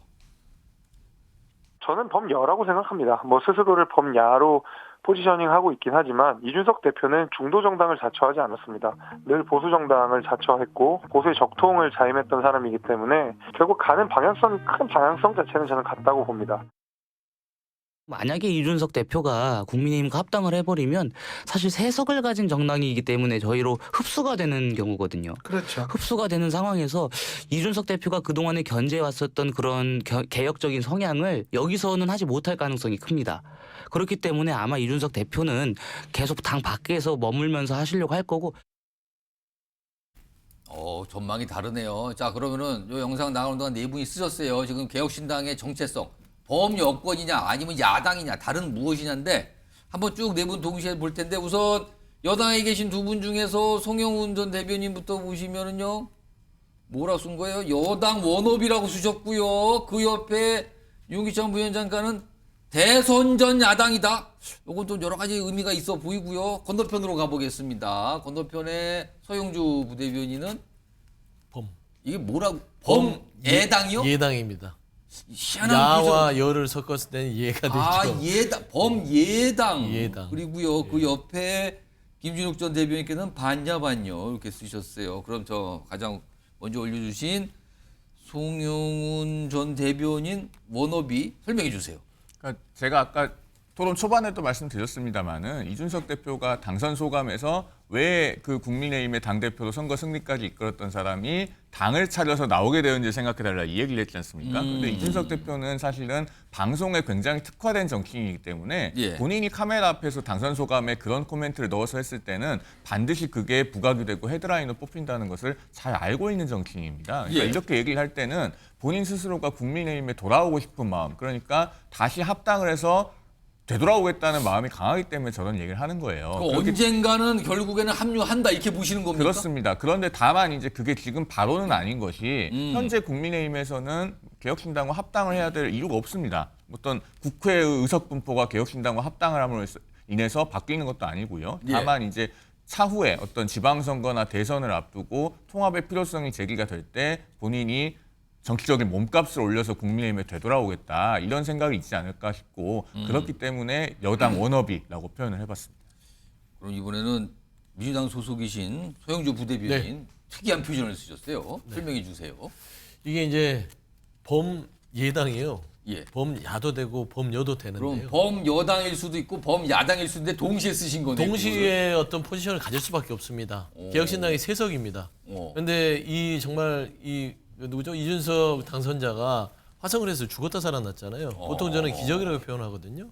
이렇게 힘들게 돌아왔는데 여당으로 투항한다? 절대 있을 수 없는 일이죠. 그래서 본인의 당선 소감에서도 윤석열 대통령이 가장 껄끄러워할 것이다 라고 얘기했기 때문에 본인의 포지션은 야당으로서의 전체적인 192석 속에 한 어떤 포지션을 차지할 거예요. 그래야 본인이 처음에는 장사를 할 수 있습니다. 하지만 또 결정적일 때는요. 예. 야권의 각을 세우면서 또 평론가식의 어떤 날카로운 각을 세우면서 여권표, 그러니까 보수층의 표를 따로 챙길 거예요. 그러니까 보수층의 어떤 지지자들의 어떤 그 지지는 먹고 예. 정치적으로는 야권의 행사를 하면 양쪽의 일거양득이거든요. 그래서 여권과 야권 모두 예를 먹이는 그런 포지션을 갖고 있거든요. 그때 다르다 이렇게 봐야 되는 거죠. 그렇게 갈 수밖에 없어요. 3석짜리 의석인데 물론 스피커는 천하람 그 당선자나 이준석 당선자가 크죠. 예. 하지만 아무리 3석이라 하더라도 보수 측면에서는 이 3석이 정말 이게 알박기 같은 거예요. 이거 잘못 건드렸다면 큰일 나거든요. 예. 아까도 말씀드렸지만 108석을 흔들 수 있는 의석입니다. 3석이면요. 충분히 그럴만한 스피커를 갖고 있기 때문에 야권과 여권을 오가면서 본인의 정치력을 작은 몸집으로도 날렵하게 움직이면서 챙길 거는 챙겨갈 것이다. 그래서 범예권이 될 공산이 가장 크다 그렇게 봤습니다. 범예당이 될 수도 있다. 저렇게 보신 건데 그러면은 그러니까 질문이 아까 그거 있잖아요. 이준석 당선인과 개혁신당은 범여권이냐 야당이냐 또는 다른 표현으로 조금 더 강한 표현 쓰면 국민의힘에는 우군이냐 적군이냐 아군이냐 뭐냐 이거죠 지금요. 이런 게 좀 질문 나오는데 일단 질문 적었고요. 그리고 최근에 조국 신당 그리고 뭐 이준석 대표인데 이 특검법 관련된 특검법 요새 여러 가지인데 특히 한동훈 특검법 관련된 뭐 약간 의견을 낸 게 있는데 그 화면에 있습니다. 지금 조국혁 신당이 이거 강력히 주장하잖아요. 뭐 시작되면 바로 1호로 적어낼 거다. 한동훈 특검법. 근데 이거에 대해서 이준석 대표가 이런 입장이네요. 너무 정치적 주장이 가미된 경우에는 특검 남발에 해당한다. 개혁신당은 신중히 접근할 것이다. 이걸 보면 약간 또 여권 쪽인 것 같기도 하고 또 그러낸단 말이에요, 지금요. 자, 일단 이런 것도 나왔어요. 자, 이번에는 윤기찬 부위원장. 대선 전 야당은 무슨 뜻입니까? 그러니까 시험 치를 때는 집에 가서 치르는 게 낫기 때문에 예. 그러니까 이제 대선을 시험으로 본다면 예. 대선 전에는 아마 국민의힘하고 합당을 할 가능성이 크죠. 본인이 이전에도 탈당을 해가지고 당을 차려봤잖아요, 같이. 예. 근데 그 당시에 이제 대선 후보 훌륭하신 분이었지만 어쨌든 유승민 의원 실패하시고 이런 과정을 다 봤거든요. 그렇기 때문에 조직의 힘이라는 걸 압니다.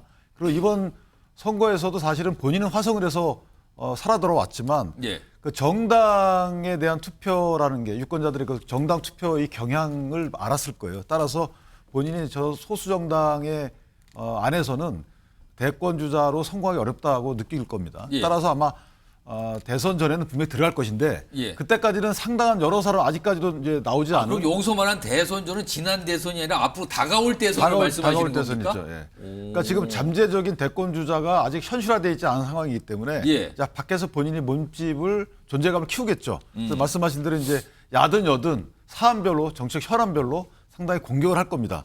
두둔하고 공격하고 하면서 당을 흔들기도 하고 여당을 흔들기도 하고 야당을 흔들기도 하고.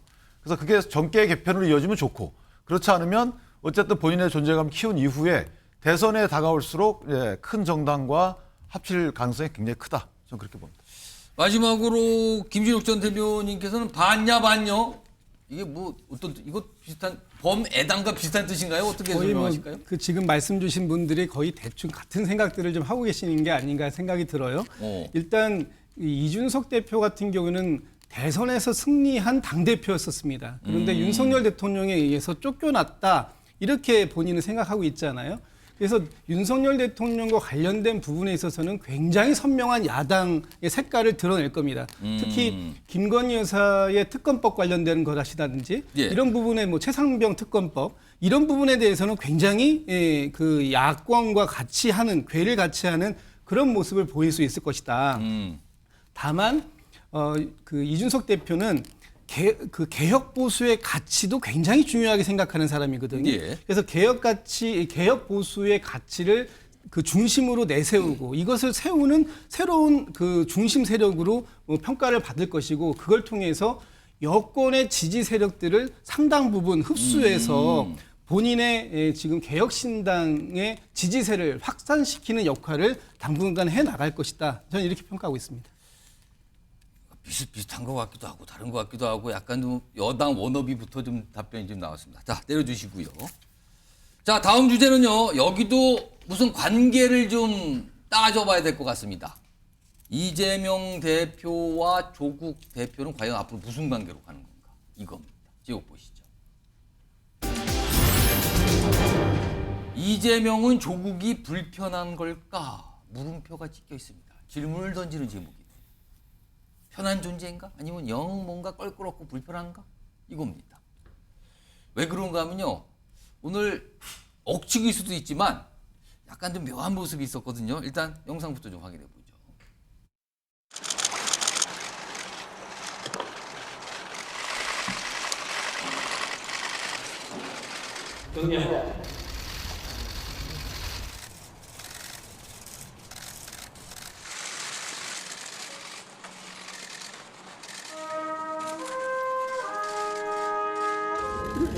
김영욱 씨, 조국혁신당 조국 대표가 이곳에 와 계시기도 한데요. 아, 그래요? 네, 서로 이렇게.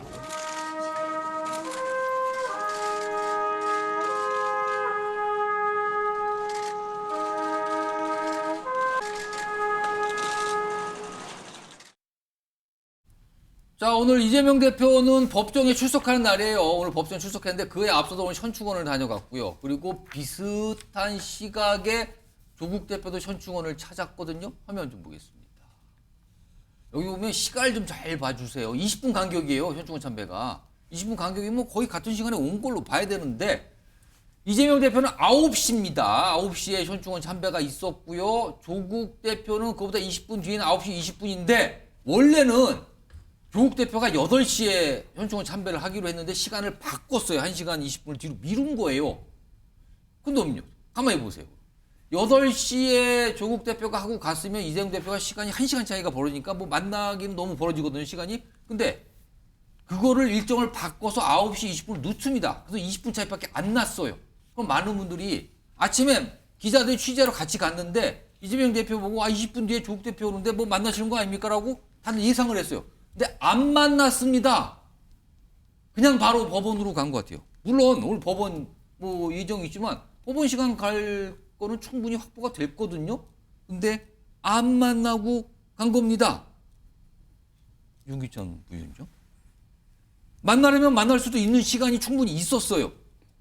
이거 못 만난 겁니까? 안 만난 겁니까? 피한 겁니까? 뭐로 봐야 됩니까? 애써 만날 필요는 없었다고 생각한 거죠.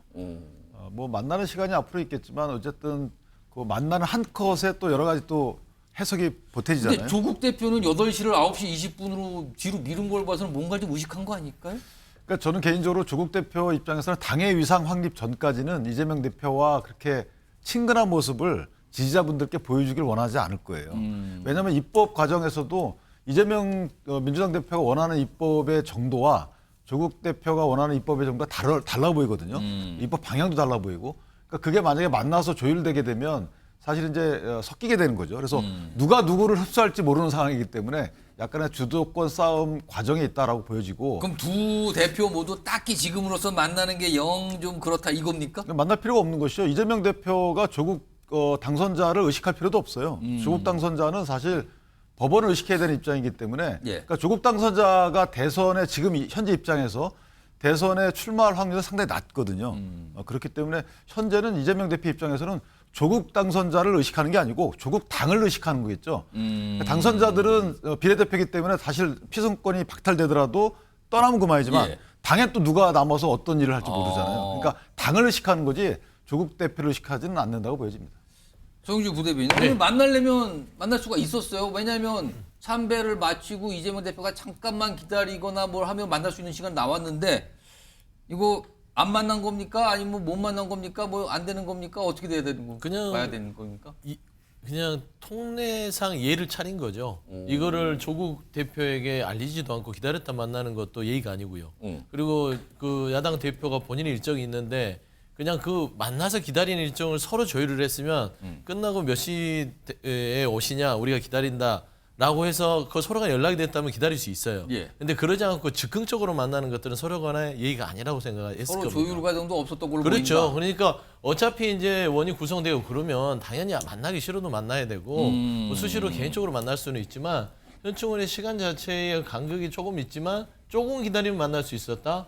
그거는 조금 이제 좀 이재명 대표와 조국 대표의 만남을 왜 그러면 조국 대표가 또 굳이 일정을 바꿨단 말이에요. 오늘. 아, 저거는 이제 그 당내에서 여러 가지 지금 그 이날 이 대검찰청 앞에 가는 그 일정 때문에 예, 좀 논의가 있었던 걸로 제가 알고 있습니다. 그래서 일부러 그렇게 피한 게 아니라 그 일정 때문에 이제 뭐 시간차가 있는데 보기에는 좀 언론이나 국민들은 만나면 어떤 모습일까 궁금해서 아마 왜냐하면 그런 것 오늘 같은데. 기자들은 만나는 거 아닌가 이런 생각을 했거든요. 그렇죠. 현충원에 와서 인사를 예. 하는 날이니까요. 첫날에. 근데 서로 간에 이제 각 당의 대표끼리 본인의 일정들을 조율 없이 만난다는 그런 서로 간에 이제 티켓 차원에서 그냥 진행된 것이다. 그래 보시면 될 것 같습니다. 자, 지금 정치권에서는 특히 야당 인사분들은 조국 혁신당과 민주당, 조국 대표와 이재명 대표는 무슨 관계인 건가? 이걸 갖고 이렇쿵 저렇쿵 여러 분석들 내놔요. 그 목소리 들어보겠습니다.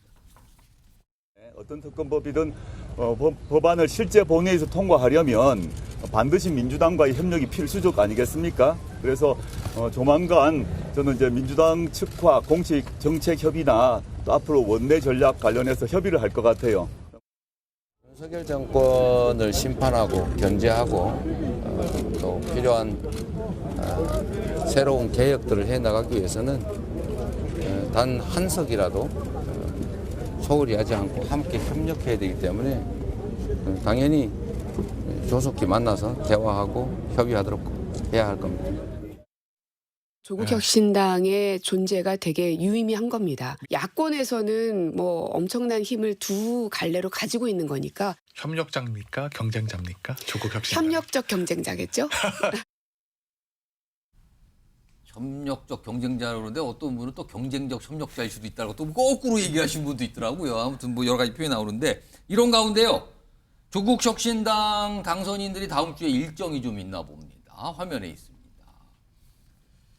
15, 16일 다음 주 월화네요. 당선자 워크숍. 뭐 이건 통상 정당선 하는데 이 워크숍 계획에 봉하마을, 평산마을. 그러면 노무현 전 대통령 묘역과 문재인 전 대통령을 만난다는 거예요, 지금요. 그러면서 관계자가 이렇게 얘기합니다. 양당 정당과는 다른 분명한 정체성을 보여주는 일정을 계획 중이다. 송영훈 전 대변인, 이거 무슨 의도일까요? 봉하마을, 평산마을 방문. 지금 조국 대표는 정상적으로 대법원 재판이 진행이 된다면 한 4, 5개월 정도 안에는 판결이 확정되는 그런 상황으로 봐야 됩니다. 그러면은 조국 대표가 만약 유죄 판결이 그대로 확정돼서 이제 수감이 되면 조국 혁신당은 붕어빵 같은 존재가 되는 거죠. 붕어빵에 붕어가 없지 않습니까? 조국 혁신당에 조국 대표가 없는 거예요. 그럼 그 전에 뭔가 구심점을 미리 만들어두고 정체성을 확립을 해놔야 될 겁니다. 아마도 그런 차원에서 지금 평산마을, 봉하마을 방문을 해서 그러니까 여기가 친노 친문의 구심점이다. 그렇게 해서 이재명 대표의 그 친명을 위시한 민주당과의 어떤 정체성을 차별화해 두려는 그런 시도가 아닌가 보여집니다. 그리고 이런 부분들이 아마 이재명 대표로서는 굉장히 마음이 불편할 거예요. 왜냐면은 이번 그 총선 결과에서요. 잘 보시면은 광주, 전남, 전북, 부산, 세종에서 민주당이 조국혁신당보다 그 민주연합이죠. 더불어민주 비례정당 득표율 말씀하시는 그렇습니다. 거네요. 비례정당 득표율에서 뒤처졌거든요. 특히나 광주, 전남, 전북에서 더불어민주연합이 조국혁신당에 졌다는 거는 굉장히 의미가 커요. 사실 언론에서 그걸 잘 주목을 못하고 있는데 어제 뉴스와이드가 강하게 좀 다뤄봤습니다. 그렇습니다. 그래서 이게 호남에서 그 사실상 이재명 대표에 대한 정치적 불신임을 한 겁니다. 이거는. 그래서 이런 그 조국혁신당의 움직임이 이재명 대표로서는 굉장히 내심 불편할 거고 그래서 아마 아까 현충원에서도 안 만났겠죠. 김준욱 전 대변인 보시기에 지금 이재명 대표가 조국 대표가 조금 불편하게 보이는 존재일까요? 뭐 그렇지 않을 겁니다. 이미 이 정당의 사이즈가 워낙 차이가 나기 때문에 그렇죠. 그렇지는 그건 않을 비교하기가 거고요. 어렵죠. 그러니까 선거 전에는 아마 상생 관계로 이렇게 그 얘기를 할 수 있을 것 같아요. 그 얘기했지 않습니까? 지민 비조라고 해서 서로 그 상생 관계를 갔었다면 선거 후에는 완전히 이제 다른 정당이기 때문에 정체성을 좀 확립해야 되고 그래서 협력적 경쟁 관계다 이런 표현들이 나오는 것 같아요. 근데 지금 봉하마을을 간다거나 아니면 평산마을을 가는 것은 이 두 정당의 뿌리가 정신적 뿌리가 사실 같은 데서 출발했다라는 걸 그걸 부인할 수가 없습니다. 이 민주당도 노무현 정신과 정신을 이어온 거, 김대중 노무현 정신을 이어온 정당이고 또 지금 조국 그 대표가 이끄는 조국 혁신당도 이미 이 당을 만들기 전부터 봉하마을, 평산마을을 가서 사실 당을 만들게 됐다라는 걸 미리 다 얘기를 했던 상황들이에요. 그리고 과거에 여기에서 이 김대중 노무현 정신을 또 이 당도 가지고 있는 건 맞습니다. 예. 그렇기 때문에 서로가 이것을 불편할 관계로 생각할 것은 아닌 것 같다는 말씀 드리고요. 지금 이 두 관계가 앞으로 어떻게 전개될지는 예. 잘 모르겠습니다만 상당히 그래도 협력적 관계가 생기지 않을까 이렇게 기대를 해보고 있습니다. 알겠습니다. 아무튼 오늘 모습이 20분 간격인데 왜 안 만났을까라는 궁금증과 질문부터 시작이 된 주제입니다. 자, 다음은요. 이번 총선 결과와 관련된 여러 가지 모습 두 가지가 준비되어 있는데 우선 첫 번째 모습 다뤄볼 텐데요. 일단 영상이 있습니다. 확인해 보겠습니다. 네, 오늘 제가 아주 격파합니다. 가격으로 따지면 한 개 2,500원씩 재래시장에서 두 단 사니까 5,000원밖에 안 합니다. 그러면 15뿌리죠. 5,000원에 15뿌리, 한 뿌리에 얼마일까요? 자, 여러분들 열심히 미군 정시기에 이화여자대 학생들 그 미군 장교들한테 성상납시키고 그랬잖아. 박정희라고 하는 사람이 일제 강점기에 그 정신대 종군 위안부들 상대로 했었을 테고. 진짜요? 아니, 가능성이 있었겠. 아주 근소한 차이로 당선이 된 것은 아직도 제가 해야 될 일이 많고 부족하다는 것을 느끼고 있기 때문입니다. 제가 했던 발언이나 글 속에서 불편함을 느꼈던 많은 분들께 그 부분도 사과를 드리면서. 자, 경기 수원정 지역구였습니다. 여야 후보 모두 논란의 대상이 됐었죠. 그래서일까요? 화면 좀 보겠습니다. 결과는 나왔지만 김준혁 후보가 당선됐고요. 그런데 표차가 2,300여 표 표차예요. 굉장히 근소한 차이죠. 사실은요. 지금 뭐 6만 이상 거의 7만 가까운 표가 가까워 얻는 상황에서요. 근데요. 이 경기 수원정에서 무효표가 무려 4,696표나 나왔답니다. 수원이 5개 지역구가 있는데 그중에서 단연 많아요. 다른 지역구는 한 1,000표대 뭐 말하면 2,000표 좀 안 되는 상황인데 여기는 그 2배 이상의 무효표가 나온 거예요. 무효표가 이렇게 많이. 유기찬 부위원장, 이거 왜 이렇게 무효표가 많이 나왔다고 보십니까? 두 분 다 떨어진 거죠, 사실은. 결과적으로는 유권자분들은 두 분 다를 국회의원. 아니 1등과 2등의 표차보다 무효표가 더 많아요, 지금요. 그러니까 저 무효표 중 일부를 만약에 그 다른 후보를 찍었으면 그 후보가 당선이 됐겠죠. 그러니까 두 후보에 대해서 인정하지 않았던 것 같고, 물론 그 후보들의 개인적인 인격 이런 측면이 아니고 발언이나 이런 것들을 보고 유권자분들은 국회의원 내 권한을 넘겨주기는 좀 부족하다라고 본 거죠.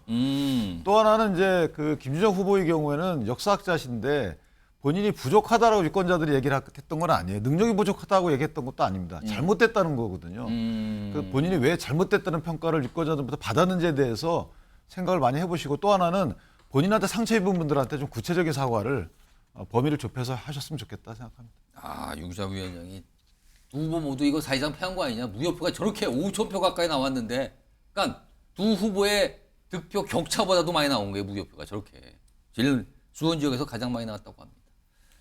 자, 이런 상황에서 또 다른 내용인데요. 문재인 전 대통령이 선거 막판에 지원 유세를 많이 했죠. 여러 곳. 뭐 지금 언론에서 나와서 따져보니까 한 11곳 정도라 그러는데 그 모습부터 좀 확인해 보죠. 아직 못한 것 같아요. 주민들이 물건 줘서 잘 받고는 빠진 것 같아요.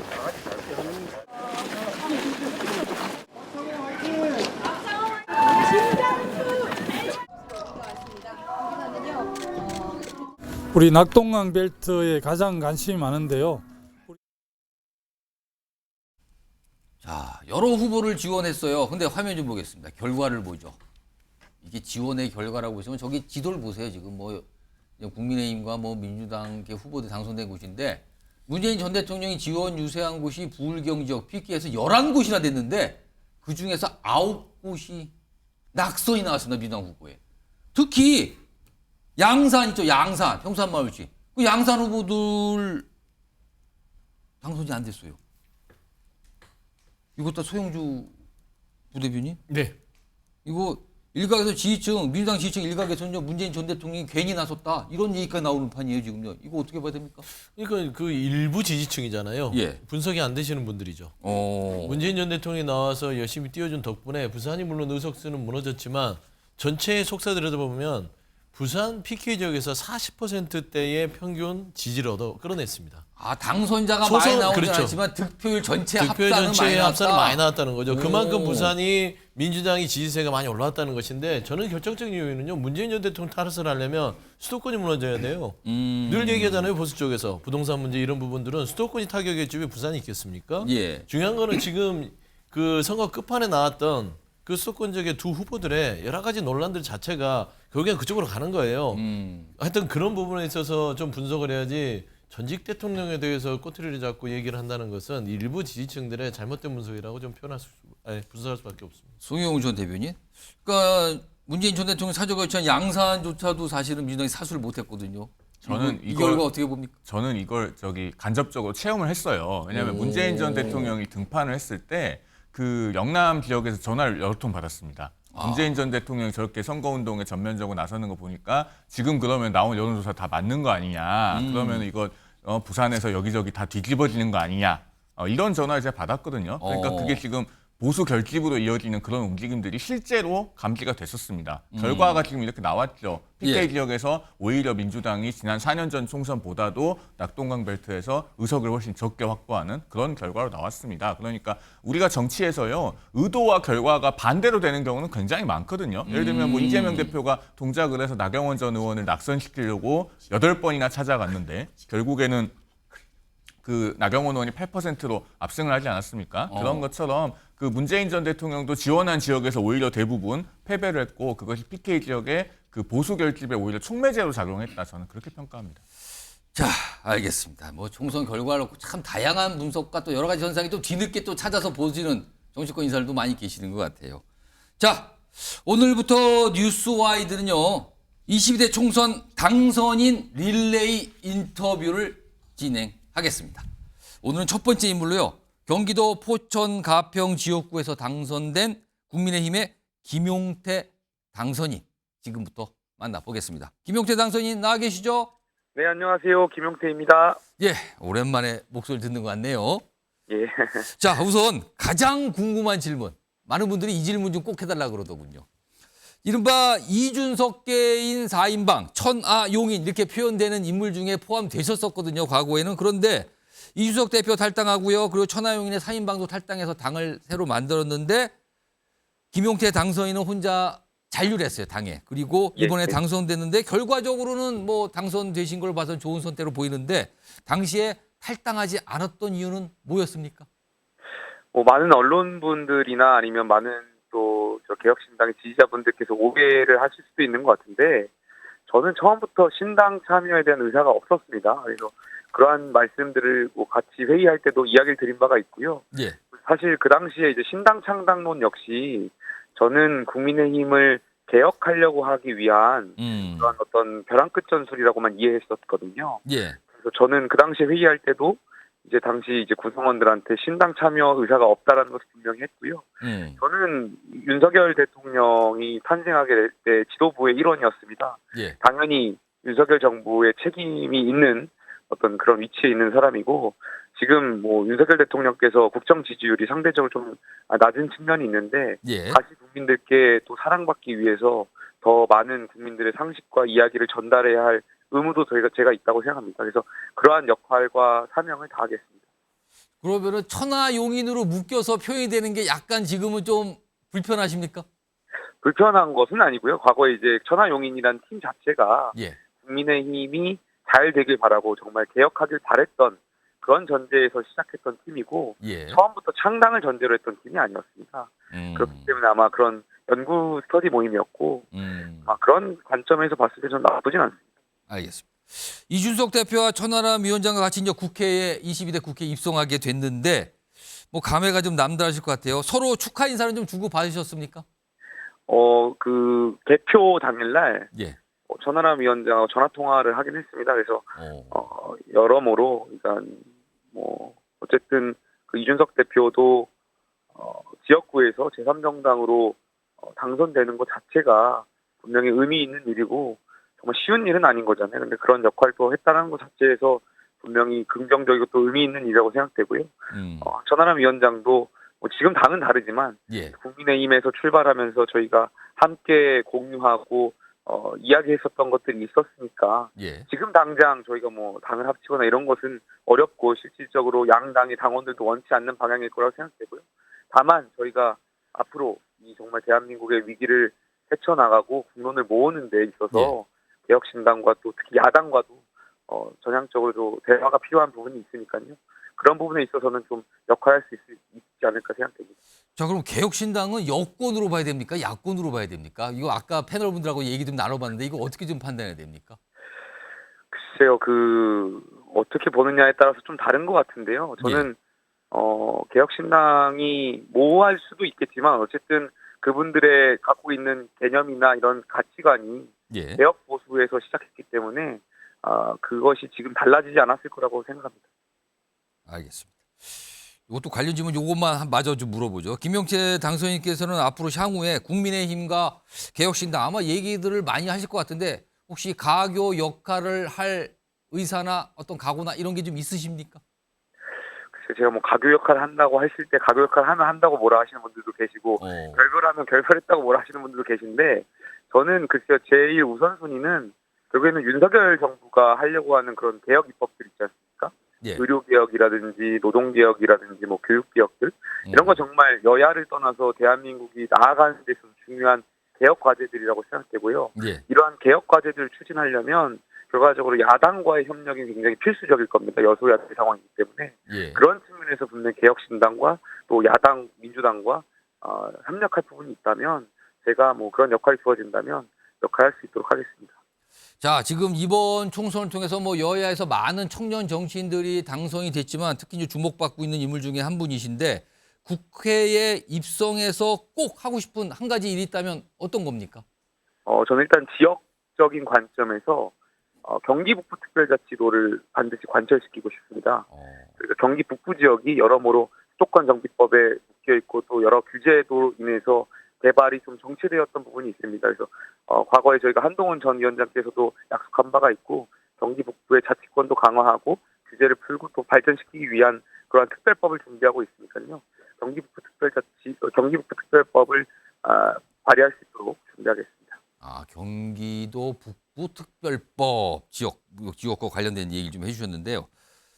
당 상황 좀 잠깐 말씀드리면요. 이번 총선에서 국민의힘은 뭐 크게 패한 상황인데 한동훈 전 위원장 본인은 스스로 본인의 책임이다. 이거는 전적으로 이렇게 얘기했는데 이거 100% 동의하십니까? 아니면 약간 다른 걸 좀 보고 계십니까? 선거라는 게 승패가 명확하고 거기에 따라서 총괄선대위원장이 분명히 책임져야 하는 부분이 도의적인 측면이든 뭐 필요한 것이니까요. 아마 그런 측면에서 말씀하신 것 같고요. 이번 선거 정말 어려웠던 선거 같습니다. 저희가 여당에 대한 평가가 같이 가는 선거이기 때문에 그럼에도 불구하고 한동훈 위원장이 나름대로 노력하려고 상식을 전달하기 위해서 노력했다라는 점을 저는 인정하고 싶고요. 그런 측면이 전반적으로 같이 종합적으로 평가돼야 될 것 같습니다. 다만 이 선거에 대한 책임, 저희가 좋지 못한 평가에 대한 책임을 두고 당이 분열되는 모습을 좀 피해야 되지 않나. 이 원인을 끊임없이 찾고 토론하고 바꿔가야 되는 노력들은 필요하지만 그것 가지고 당이 분열되는 것은 좀 막아야 된다고 생각합니다. 선거운동 과정에서 가장 어려웠던 점은 뭐였습니까? 아무래도 사실 처음에 시작할 때는 민주당의 공천 과정에 의해서 당시에 많은 유권자분들이 민주당 많이 비판했었는데 그 이후에 이제 정무적인 여러 판단들에 의해서 여당의 오히려 정권 심판론이 좀 강하게 작용했던 것 같습니다. 그러다 보니까 이제 유권자들 만나 뵙고 이야기하면서 저희 경기 북부 특히 포천 가평 같은 경우는 여당의 지지가 전통적으로 좀 높은 지역인데 국민의힘이 잘해서 지지하는 것이 아니라 민주당이 잘 못해서 지지한다. 그러니까 민주당이 잘 못하니까 국민의힘을 대안적으로 지지한다라는 말씀들 좀 많이 주셔가지고 그런 부분이 좀 가슴이 좀 아팠습니다. 그래서 저희가 정말 국민의힘이 잘하고 윤석열 정부가 잘해서 국민들께 사랑받는 날이 다시 돌아올 수 있도록 부단히 노력할 수 있도록 하겠습니다. 알겠습니다. 이게 마지막 질문 될 것 같은데요. 지금 이 인터뷰가 당선인 릴레이 인터뷰거든요. 자, 저 김용태 당선인께서 다음 인터뷰 대상자로 이분이 좀 나왔으면 좋겠다 하시는 분이 있으면 이름을 말씀해 주시고 이유도 좀 전해 주시죠. 저는 민주당의 김한규 의원 이제 재선에 대신 당선인. 제주에서 당선되신 분인데요. 예. 지금 민주당의 비명계, 특히 합리적인 목소리를 내시는 분이 많이 없어 보입니다. 김한규 의원은 나름대로 그 안에서 민주당 내에서 합리적인 목소리를 전달하려고 노력하셨던 분이고 예. 또 경제 관련한 그런 영상들 찍어 올리시면서 많이 또 이렇게 의정 활동들 해오셨던 걸로 알고 있습니다. 그래서 22대 국회에서도 많이 대화를 하고 싶고요. 저희가 또 국가를 위해서 국론을 모으고 싶은 의원 중에 한 분이셔서 이번에 릴레이 인터뷰를 좀 추천하고 싶습니다. 김한규 당선인이 추천되셨어요. 저희 뉴스와이드가 연락을 좀 해보겠습니다. 김용태 당선인의 추천을 받았다는 점도 강조해 드리죠. 알겠습니다. 지금까지 경기 포천 가평 지역구에서 당선된 국민의힘 김용태 당선인이었습니다. 고맙습니다. 감사합니다.